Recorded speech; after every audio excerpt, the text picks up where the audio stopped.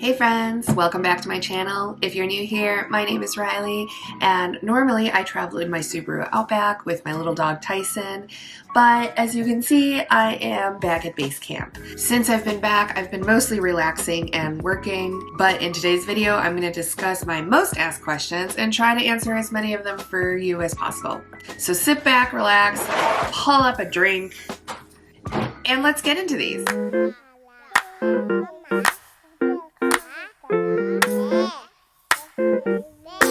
Sammy, are you stealing Mommy's chair? By the way, I added a new sign to my wall. Actually, I've had this for a while. I've had it for several years. I just finally actually put it up. Do you like? Do you like? Sorry, this is going to be weird. I did not really think about this, so. Okay, let's kick this off, shall we? First question, we'll start simple. How do you fund your life on the road? Do you work online other than YouTube? Let me start over. I, like most people, work a job. Simple answer, yes. I do work seasonally. I do gig work, some online admin work, whatever I can pick up here and there. And I just basically sit still and save money for about 1 to 3 months at a time until I'm ready to go on my next trip, whether it be long-term or short. Oh dear, somebody just texted me. My parents have a house here in Las Vegas, so whenever I come back, I stay with them, and I'm very grateful that they don't charge me rent or anything. Truth be told, I don't really make a lot of money on YouTube. I'm kind of just treating it mostly as like a hobby. You know, if it takes off, that's cool. If it doesn't, like, it's not the thing to rely on income-wise. I feel like in order to make really good money, you have to have far more subscribers than me. Which reminds me, if you'd like to do a support, just click that subscribe button down below. If you feel like it, obviously. I make like a tiny, you know, spending cash from YouTube, but most of the time I just work small jobs here and there. All right, next question. When are you traveling again? That is an excellent question. Normally, like I said earlier, I like to do about 3 months sitting at base camp and then 3 months on the road. This last trip, I think I was on the road for maybe 2.5 months, 3 months. I lose track sometimes. Since I got back from like my southern states trip with Bunny, I've already gone on a few trips, which you'll see in upcoming videos. I went on my first solo trip to San Diego, so you'll see videos of that coming out soon. My birthday was last month, and I went on a fun little trip with my parents, and that video is gonna come out, I think, in the next series. You'll see that. Of course, I am also planning a trip coming up with Bunny and Dee, so I can't wait to share that with you guys. But this time around, I'm actually having to sit at base camp just a little bit longer because I have some health things that I need to take care of. I just have to run basically some annual tests. I thought I was completely healthy, but as it turns out, there were just a few problems, and you're going to see this in a few upcoming videos as well. I should be wearing my wrist brace right now. Pretend it was on the whole time, okay? Yeah. This is actually a really funny thing. I injured my wrist because I fell asleep like this, you know, and like squished it really bad. It's not that big deal. I didn't get super injured, but it's just was in a lot of pain. And then I went and got some x-rays done. X-rays show everything's fine. And now I'm waiting on the results of an MRI. So it's most likely carpal tunnel. No big deal. But I will tell you this, it makes like lifting things and like traveling a little bit difficult when one hand doesn't work. But don't worry guys, everything's fine. It's gonna be fine.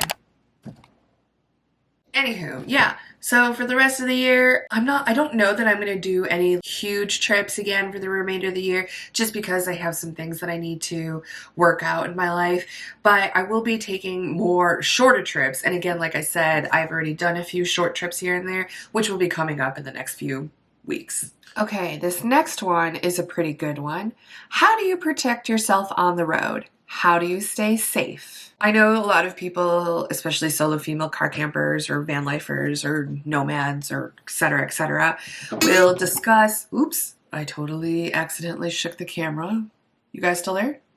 Cool. I know this has been discussed by so many different people, so really it's just like I have a few safety weapons hidden throughout my car. I don't really want to go into them, again, for safety reasons, but my number one thing I will share, this Yeti water bottle. This Yeti water bottle is like very heavy, especially when it's full of water. And the reason I like this one so much is it's got this big giant handle. I almost carry this with me like everywhere. And honestly, in my opinion, this is a lot easier to grab. And then like if somebody's coming in, I just grab this thing and smash them over the head with it. I know that sounds really, really violent, but if you are in danger, you just grab whatever, anything in your path. And then also, I just don't post in real time. I don't think it's a very smart thing to do to post your location in real time. My videos, in case you haven't figured that out, are a little bit delayed sometimes, which is why you saw snow in July. I think if you follow my Instagram, I'm a little bit more in real time, but I never post where I am until I've already left the area.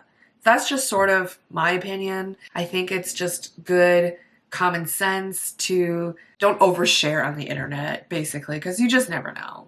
Other ways I protect myself, like especially when I'm traveling solo, if anybody asks, like if I talk to people, I just pretend that like I'm traveling with a friend, or I pretend a boyfriend or a husband or something is waiting for me in the car, or I don't mention anything about being solo, and lie. Always lie a little bit. I know that sounds kind of harsh, but better safe than sorry, in my opinion. Hi, baby.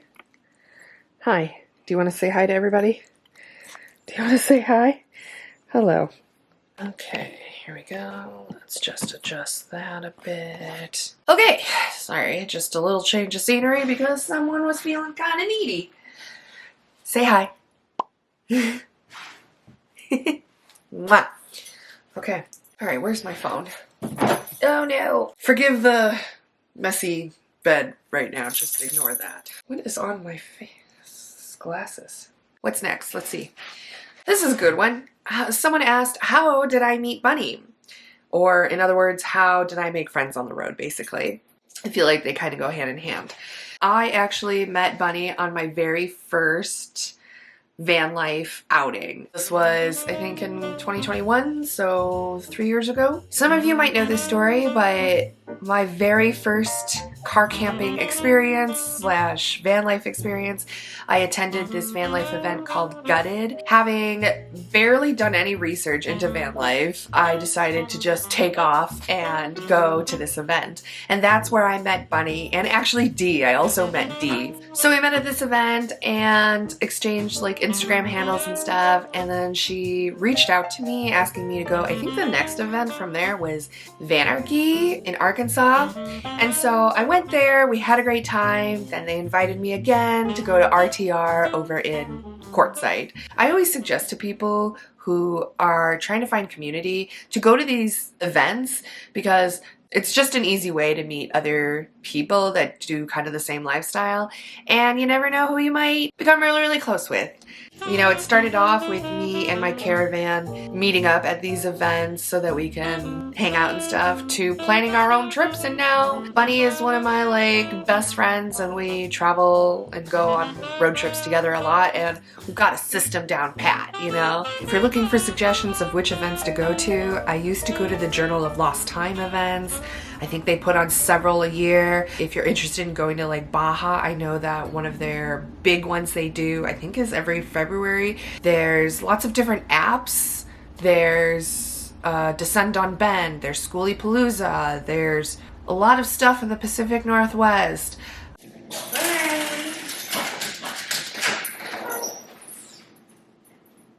While Tyson's outside, this is a perfect transition into this next question. What are the pros v cons of traveling with a dog? I am lucky that like I have a smaller dog, right? But I will say this, it depends on your style of travel.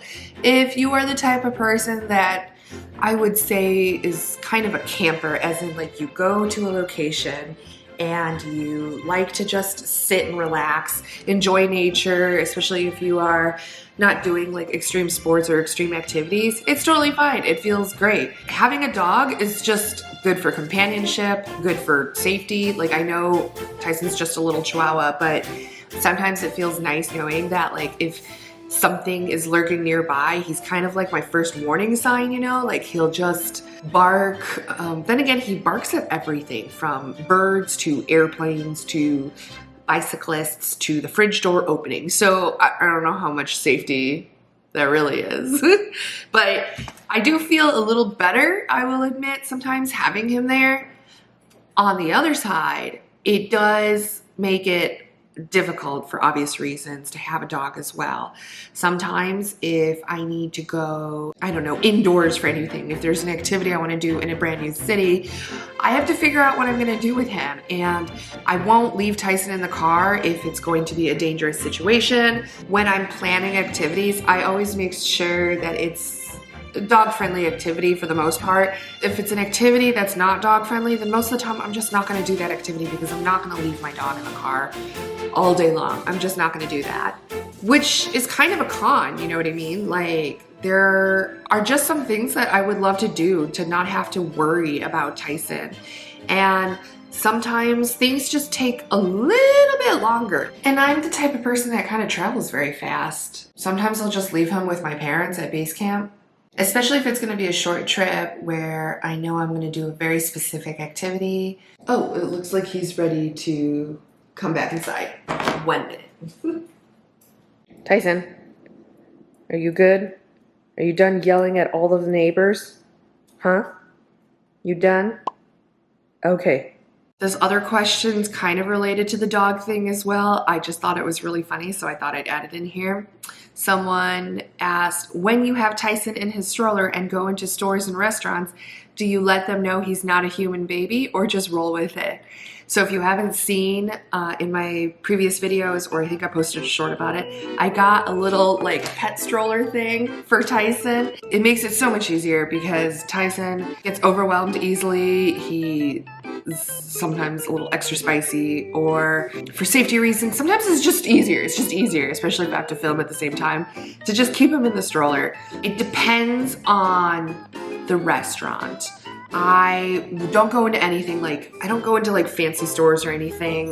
Most of the time, if I go into a restaurant and he's there with me, I just check to see if they have an outdoor patio, because it's just, like, I don't want to break the rules too much, you know what I mean? I'll take Tyson to a restaurant if they have an outdoor patio. I don't really let people know that he's not a human baby. I kind of just roll with it, actually.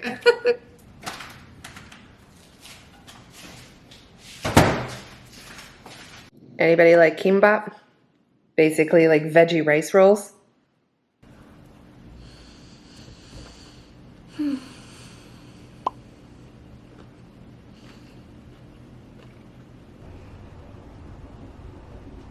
Tai-Tai, you cozy?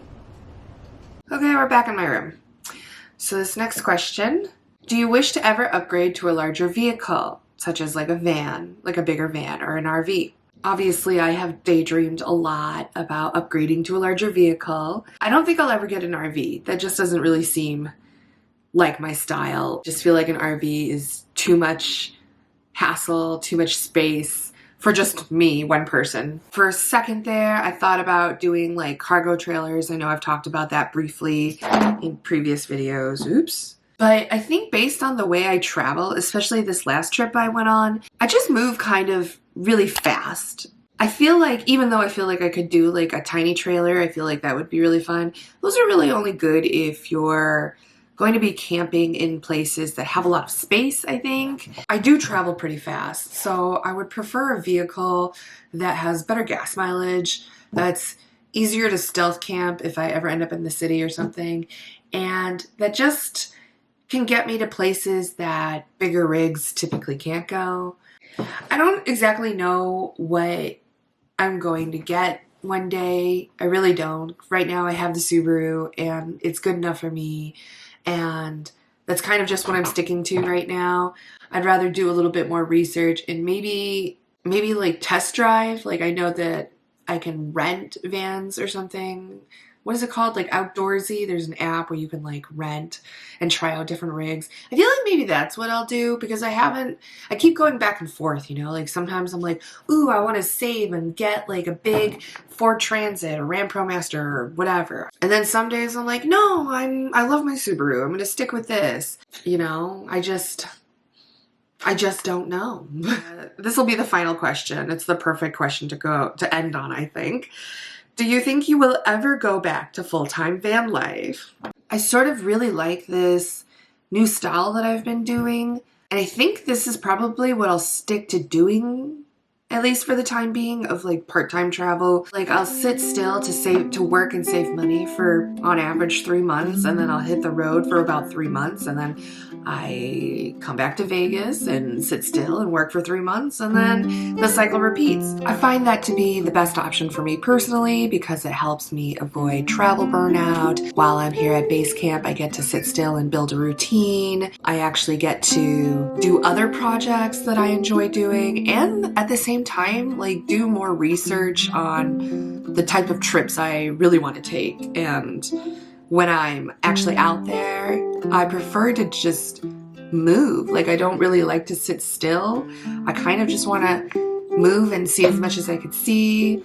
It took me a while to like realize that this is just the style I very much enjoy doing, and it works for me. Anyway, I think that's all the time we have for questions in this video. If there's anything else you want to know, go ahead and leave a comment below, and maybe I'll save them for the next Q&A video. Until then, thank you guys so much for watching, and I will see you next time. Bye! This is hard to do. Oh no, the battery's running out.